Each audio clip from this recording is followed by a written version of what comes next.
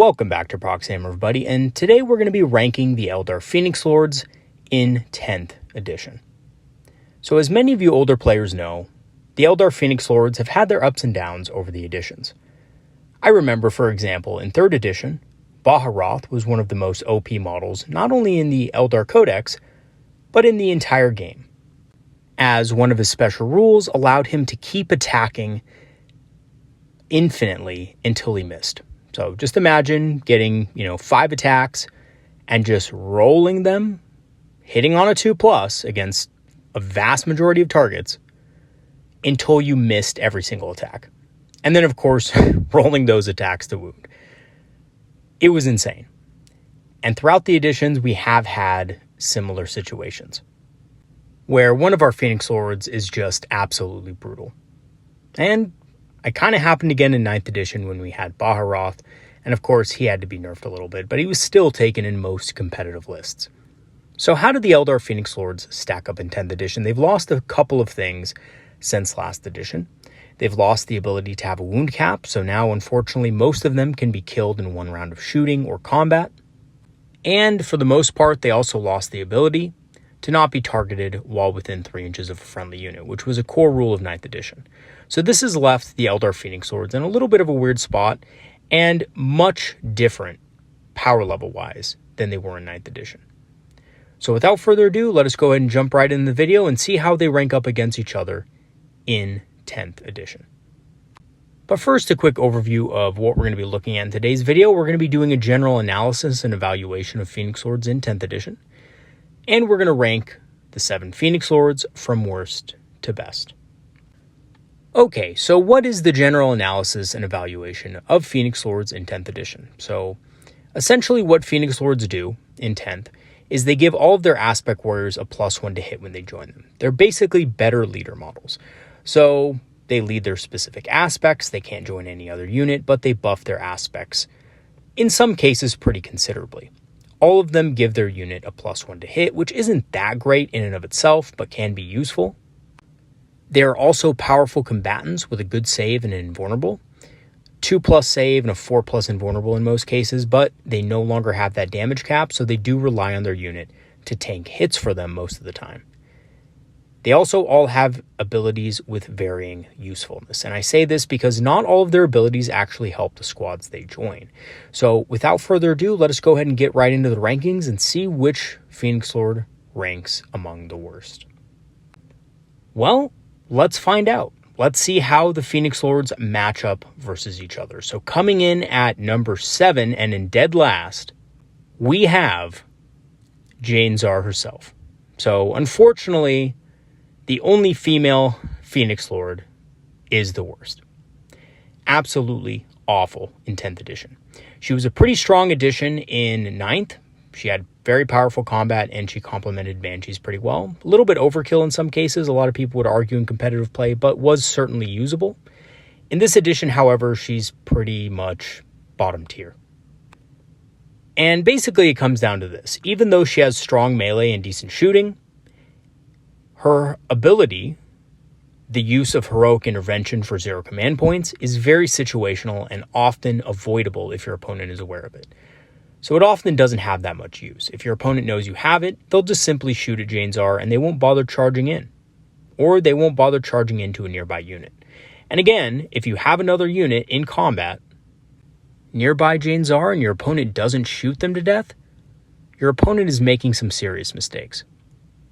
I've used Janar all of twice this edition in the very beginning when, points costs were a little bit lower and people were still experimenting with things.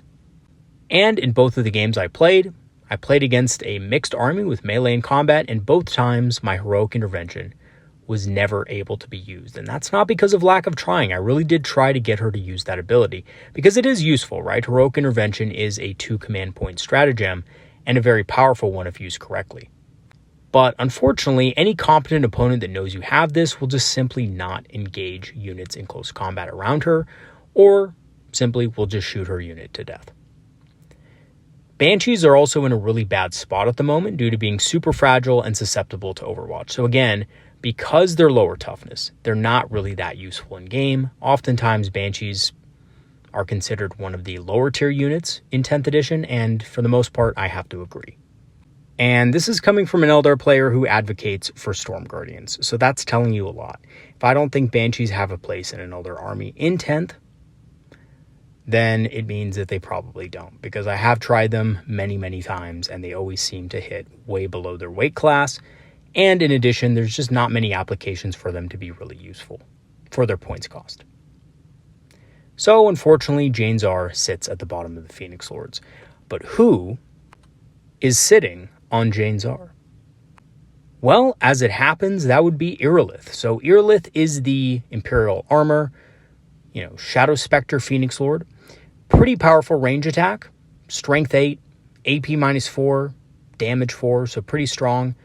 Multiple attacks, although with an awkward damage of 4. Again, damage 4 is kind of one of those damage parameters that's a little bit awkward. Kind of overkill against Terminators.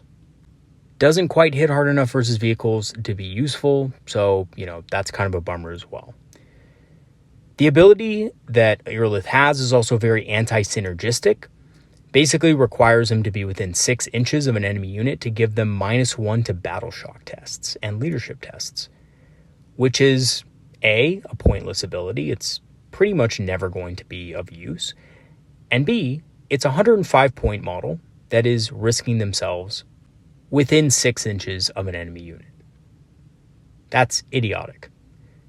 I have never seen a worse designed ability for a unit that is designed to be, far away from enemies. This unit ideally wants to be shooting at a target and then ducking back behind cover. This ability is the complete opposite of that.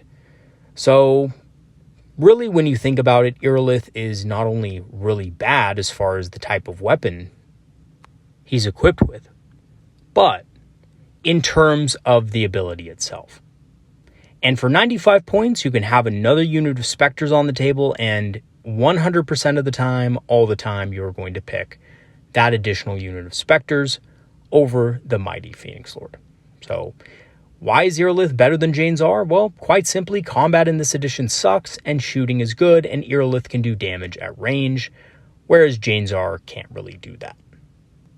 So, even though both of their abilities are essentially almost useless in most situations, Earith does kind of win out just because, their weapon is quite a bit better. So, who is going to beat Earith for the next worst Phoenix Lord? And that would be, ladies and gentlemen, Maan Raw. So, Maan Raw is actually not terrible, right? It's just that Maan Raw is outcompeted by a lot of other models in the index. So when you look at Maan Raw, getting rerolls to hit and wound against targets below half strength isn't bad. It's just situational, right? So if you happen to be shooting at, a unit that's half strength, it's really decent. But typically when you're an Eldar player, you really don't like to leave things just half dead on the battlefield. You either like to kill it or you like to leave it alone completely. And Maan Raw having this ability is a little bit anti-synergistic. However, Maan Raw does have fairly good shooting with ignores cover and devastating wounds, so there is that. Dark Reapers are also a very solid long-range shooting unit that Maan Raw can join, and there are a few little combos and stuff that Maan Raw can be a part of that can be quite powerful. However, Maan Raw is pretty expensive at 130 points. And again, when Dark Reapers cost 80 and arguably are better, a squad of 5 Dark Reapers, I would take a squad of 5 Dark Reapers over Maan Raw any day of the week. Not only are they much cheaper, but they also just have more versatility in that the XR can take the Tempest Launcher. So there isn't really a point to taking Maan Raw if you can just take another unit of Dark Reapers. But Maan Raw is pretty cool and not terrible. So that has earned him the spot of number 5. But who, I may ask, is going to be number 4? Well, that would be none other than Kahandras, the Scorpion Phoenix Lord. So the Scorpion Phoenix Lord is actually a very powerful melee unit, and one that has an ability that allows him to essentially destroy everything he comes across. He's really powerful in melee and can infiltrate. I think the fact that he can infiltrate does put him solidly above Maan Raw and also Earith. He has a ton of attacks with sustained hits and devastating wounds. which is extremely powerful as he scores crits to hit on a 4+ when he charges in. And this is even more powerful when you consider that he has 2 different weapons to choose from, one with damage 2 and one with damage 1. One's meant for hordes and one's meant for heavy mech targets. However, because of the changes to devastating wounds and the crits to hit on a 4+, which synergize with sustained hits, in most cases you're probably still going to want to go with Ismathil. And that's the anti-horde option, so you can basically just rack up as many devastating wounds as you can. He's fairly cheap at 100 points as well, but also very fragile and doesn't help his unit do anything different. He is one of those characters that is very for himself and by himself. Aside from giving +1 to hit to striking scorpions, really doesn't do a lot for them and is essentially a big damage multiplier. And in a lot of cases, that's just not good enough to warrant in a list. So even though Kahandros is quite powerful, unfortunately the fact that he's not very synergistic with his own unit means that he cannot rise above number 4. But if he's number 4, then who's number 3? And that would have to be Big Bird himself, Baharoth. So Baharoth is still actually a decent Phoenix Lord despite all the nerfs that he got, and he did get nerfed. He is nowhere close to an auto-include. In fact, you probably won't find him in most lists, but he is pretty decent. He does have decent melee and shooting, nothing phenomenal, but decent. His main strength, though, lies in his ability, which essentially gives his unit of Hawks a 6-inch move after shooting, which is extremely powerful on a unit that can go back into reserve during the game with Skyleap. So at the end of the enemy movement phase, you can go back into reserve, come in on the board wherever you want outside of 9 inches, and then move 6 inches after that, because there's no restriction on being able to do that out of Deep Strike. Which essentially means that you could possibly get onto an objective and steal an objective away from an opponent without them expecting it. Yes, you do have to land outside of 9 inches, but nothing says your 6-inch move also has to be outside of 9 inches. So this is a very powerful ability that can turn the tide of the battle if your opponent is not careful. And even though he is kind of expensive at 125, he does kind of make up for it in those situations. And while you could technically do the same thing with Fire and Fade, Baharoth, of course, is, a way to do it for points instead of command points. So Baharoth is a pretty solid Phoenix Lord, and that earns him the spot of number 3. But we're not even to our heavy hitters yet. So who is going to get that number 2 spot on our list? Well, ladies and gentlemen, that would have to be a Zurman, or as some of you like to call him, the Ass Man. So a Zurman has excellent shooting and combat ability with lethal hits at ranged and devastating wounds in melee. His weapon is also strength 6 and AP -3, so he's very effective at taking out Terminators, and he is also slightly more durable than most Phoenix Lords with the 3+ invulnerable save. So already a Zurman is looking pretty fierce, but what makes a Zurman one of the best Phoenix Lords in our index is the fact that he makes Overwatch free for his unit of Dire Avengers and can allow them to fire Overwatch even if Overwatch had already been used previously in that turn. So not only are you getting double Overwatch potentially, but the second Overwatch with Zurman is free. And this is especially good considering Dire Avengers Overwatch on a 4+ when they're in range of an objective you control. So a Zurman turns a unit of Dire Avengers into an absolute blender that can control vast areas of the board, at least 18 inches around them, which is pretty big, especially if they're in the middle of the board. And they do pretty good damage because they do have lethal hits and they do have very solid access to different buffs. Like Guide, for example. So not only are you rerolling hits in your shooting phase, but you're also rerolling hits with Overwatch. So this has earned a Zurman the number 2 spot. I've talked at length about how good a Zurman is. I think he's a beast. I've run him in several of my lists to great effect with 2 units of Dire Avengers, both Overwatching on a 4+. And even if you don't have 2 units of Dire Avengers, his extra Overwatch is very useful for other things. So Overwatching with a Warwalker and then a Zurman is a very powerful combination that not a lot of opponents can ignore. But with all this power, Zurman is still just number 2 and lives in the shadow of yet another Phoenix Lord who is even better.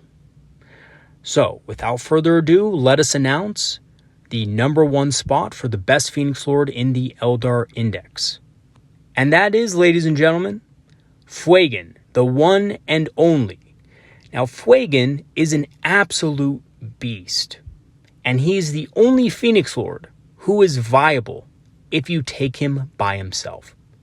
He has amazing range anti-large damage that can one-shot a 12 wound or less model with a Fate dice. So that Dreadnought that was giving you trouble, use a Fate dice, it's gone. It's that simple. Fagen is awesome at clearing big stuff. And again, can one-shot most 12 wound vehicles or less with a Fate dice. He has fantastic melee output with -4 AP on his Fire Axe and damage 3, which is perfect at cracking through Terminator equivalents. Although Zurman is slightly better at this, Fagen has the great special rule of being able to revive himself on a 2-up. And essentially it works just like the Phoenix Gem. At the end of the phase, if he dies, he gets up on a 2+. He also has a 5+ Feel No Pain, so he's even tougher against certain attacks. So not only can this guy soak up a bunch of damage with a 5+ Feel No Pain, a 4+ Invul, and a 2+ Armor save, but he can revive himself on a 2-up. And this makes Fagen not only good with Fire Dragons, which by the way, I'm always an advocate for. I love Fire Dragons as addition. And I actually think they're extremely effective for the cost nowadays. Not only is he good with them, but he's good solo. If you just want to run this guy out of a Falcon with something else, not Fire Dragons, but maybe some other unit, you can do that because Fagen can revive. And that's what makes Fagen different than the rest of the Phoenix Lords. That's what sets him apart. It's the same principle as running a Farseer Skyrunner or a normal Farseer with the Phoenix Gem so that, they basically can't be one-shotted off the board. And this essentially allows them to be run solo, so you don't have to waste points on Wind Riders to guard your, Farseer Skyrunner, or Guardians to guard your Farseer on foot. Even though those aren't bad options, sometimes you want to buy other stuff in your list.